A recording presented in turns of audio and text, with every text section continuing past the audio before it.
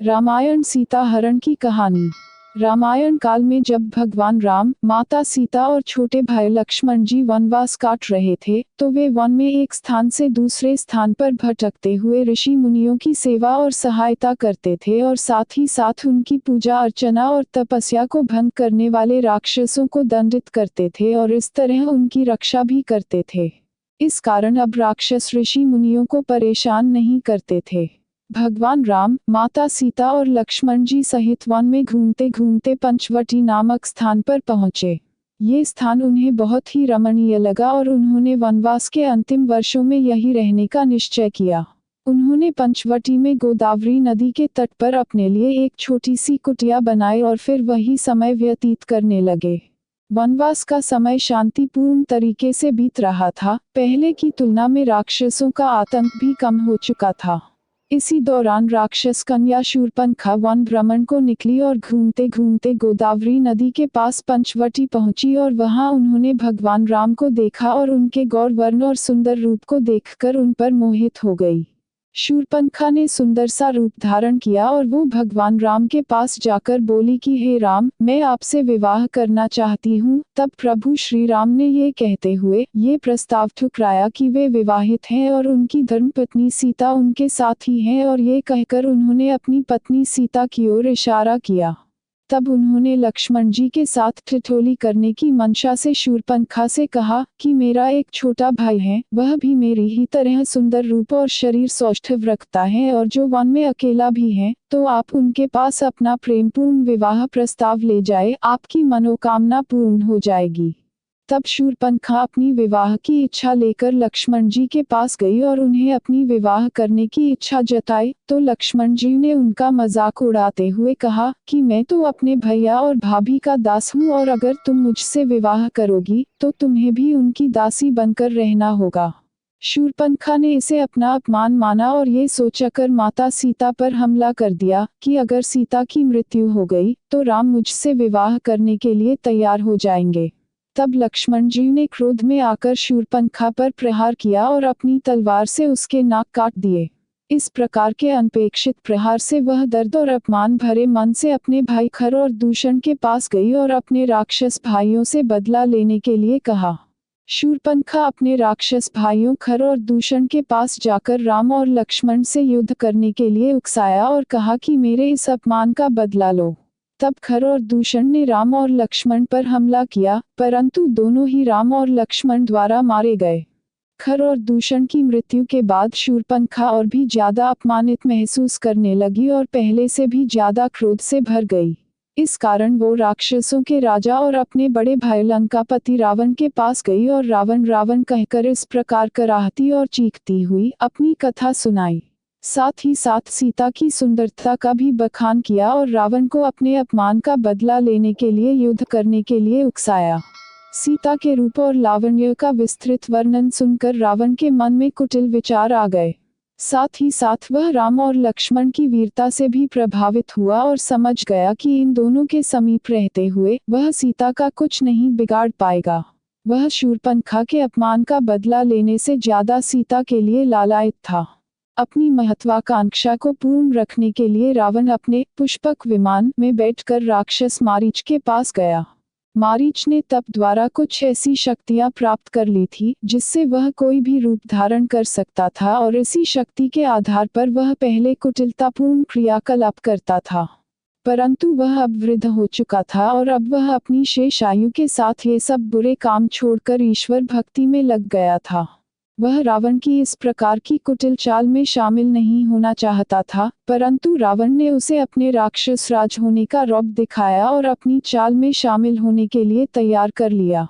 वास्तव में मारीच इस कुकृत्य के लिए इसलिए तैयार हुआ क्योंकि उसे पता था कि उसकी मृत्यु तो निश्चित है, क्योंकि अगर वो ये कार्य नहीं करता है तो रावण उसे मार डालेगा और यदि करता है तो भगवान राम उसका वध कर देंगे। तो मारीच ने प्रभु श्री राम द्वारा मृत्यु का वरण करने का निश्चय किया। रावण ने अपनी कुटिल बुद्धि से मारीच से कहा कि वह एक स्वर्ण मृग सुनहरा हिरण का रूप धारण करके सीता को लालायित करें। तब मारीच ने सुनहरे हिरण का रूप धारण किया और माता सीता को लालायित करने के प्रयास करने लगा। माता सीता की दृष्टि जैसे ही उस स्वर्ण मृग पर पड़ी, उन्होंने भगवान राम से उस सुनहरे हिरण को प्राप्त करने की इच्छा जताई। भगवान राम सीता जी का ये प्रेमपूर्ण आग्रह मना नहीं कर पाए और छोटे भाई लक्ष्मण जी को सीता जी की सुरक्षा का ध्यान रखने का उत्तरदायित्व सौंपकर उस स्वर्ण मृग को पकड़ने के लिए अपने धनुष बाण के साथ वन की ओर चले गए। उन्हें गए हुए बहुत समय व्यतीत हो चुका था, इस कारण माता सीता को अपने प्रभु की चिंता होने लगी कि कहीं प्रभु श्री राम पर कोई विपत्ति तो नहीं आ गई, और उन्होंने इस आशंका को लक्ष्मण जी के सामने प्रकट किया। तब लक्ष्मण जी ने उन्हें समझाया कि हे माता, आप व्यर्थ ही चिंता कर रही हैं, भैया राम पर कोई विपत्ति नहीं आ सकती और उनका कोई कुछ नहीं बिगाड़ सकता। परंतु माता सीता उनकी इस बात को समझ ही नहीं पा रही थी, और जैसे जैसे समय बीतता जा रहा था, उनकी चिंता भी बढ़ती जा रही थी।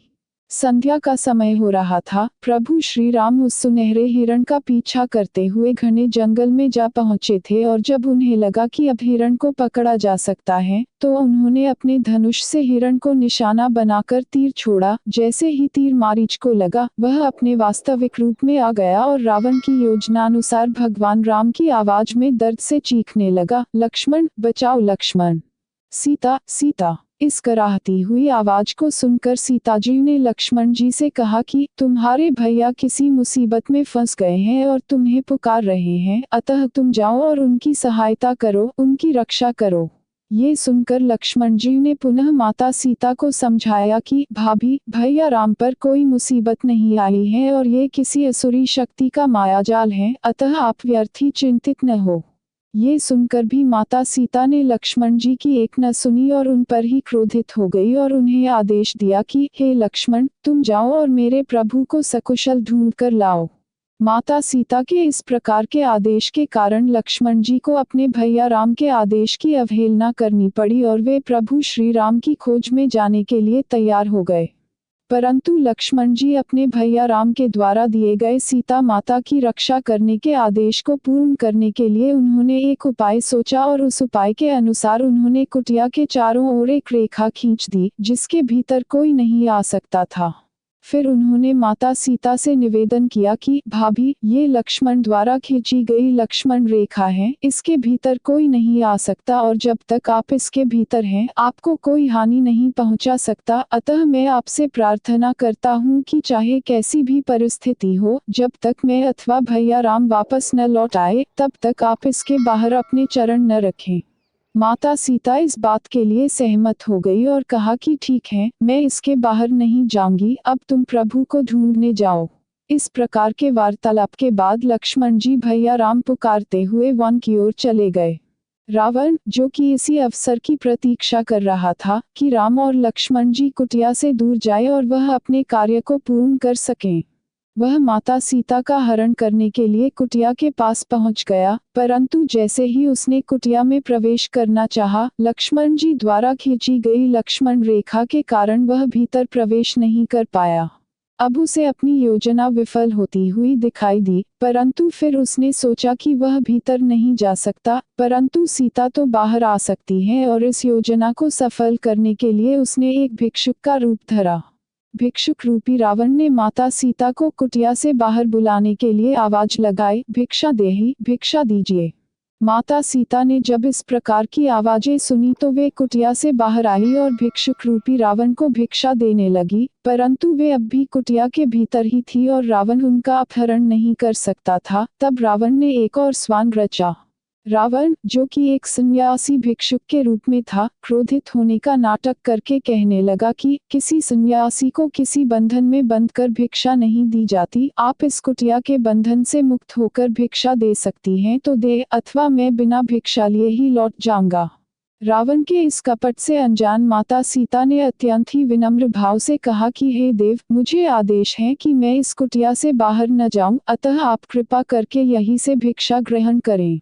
परंतु इस बात पर रावण कहाँ राजी होने वाला था, अतः उसने और भी क्रोधित होकर माता सीता से बाहर आकर भिक्षा देने को कहा और ऐसा न करने पर खाली हाथ लौट जाने को तैयार हो गया। तब माता सीता ने सोचा कि एक भिक्षुक सन्यासी का इस तरह खाली हाथ लौट कर जाना ठीक नहीं और एक क्षण की ही तो बात है। ऐसा सोचकर वे लक्ष्मण रेखा से बाहर आकर भिक्षा देने को तैयार हो गई। रावण मन ही मन बड़ा प्रसन्न हुआ और जैसे ही माता सीता लक्ष्मण रेखा से बाहर आई, रावण बड़ी ही शीघ्रता से अपने असली रूप में आया और उसने माता सीता का अपहरण कर लिया और उन्हें बलपूर्वक खींचता हुआ अपने पुष्पक विमान में बैठाकर लंका की ओर प्रस्थान कर गया और इस प्रकार माता सीता का हरण हुआ। माता सीता इस क्षणिक घटनाक्रम को जैसे ही समझी, उन्होंने सहायता के लिए अपने पति श्री राम और देवर लक्ष्मण जी को पुकारा, परंतु वे उस समय बहुत दूर होने के कारण माता सीता की आवाज सुन पाने में असमर्थ थे। परंतु माता सीता ने इस विपत्ति के समय भी बड़ी ही बुद्धिमानी से काम लिया और उन्होंने अपने जाने का मार्ग दिखाने के लिए स्वयं के द्वारा पहने हुए आभूषण धरती की ओर फेंकना प्रारंभ कर दिए, जिन्हें देखकर प्रभु श्री राम को उन तक पहुंचने का मार्ग पता चल सके।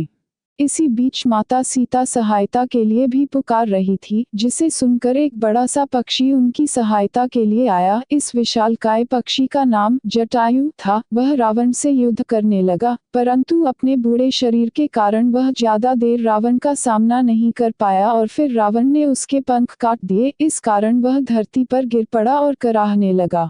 दूसरी ओर भगवान राम और लक्ष्मण जी वन में मिल चुके थे और लक्ष्मण जी ने उन्हें बताया कि भाभी ने आपकी कराहती हुई आवाज सुनी और स्वयं को छोड़कर आपके रक्षण के लिए मुझे यहाँ आने के लिए विवश कर दिया। तब भगवान राम और लक्ष्मण जी समझ गए कि ये जरूर कोई असुरी शक्ति का मायाजाल है और सीता जी अभी संकट में है, और इस प्रकार का विचार आते ही वे दोनों कुटिया की ओर दौड़ पड़े।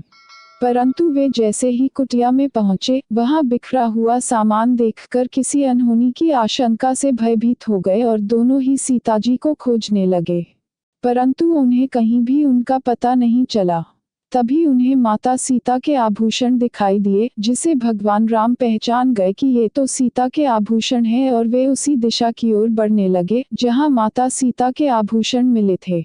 आगे चलते चलते उन्हें और भी आभूषण मिले और फिर कुछ ही दूर पर एक विशालकाय घायल पक्षी दिखा। यह जटायु था, जिससे पूछने पर पता चल कि माता सीता को राक्षसों का राजा लंकापति रावण हरण करके ले गया है, और इस प्रकार माता सीता के हरण की सही जानकारी उन्हें प्राप्त हुई। अगर मेरी वीडियो पसंद आए तो सब्सक्राइब जरूर करें, ताकि हम आपके लिए रोज ऐसी ही वीडियो बनाते रहे। जय राम, मेरे राम, जय श्री राम।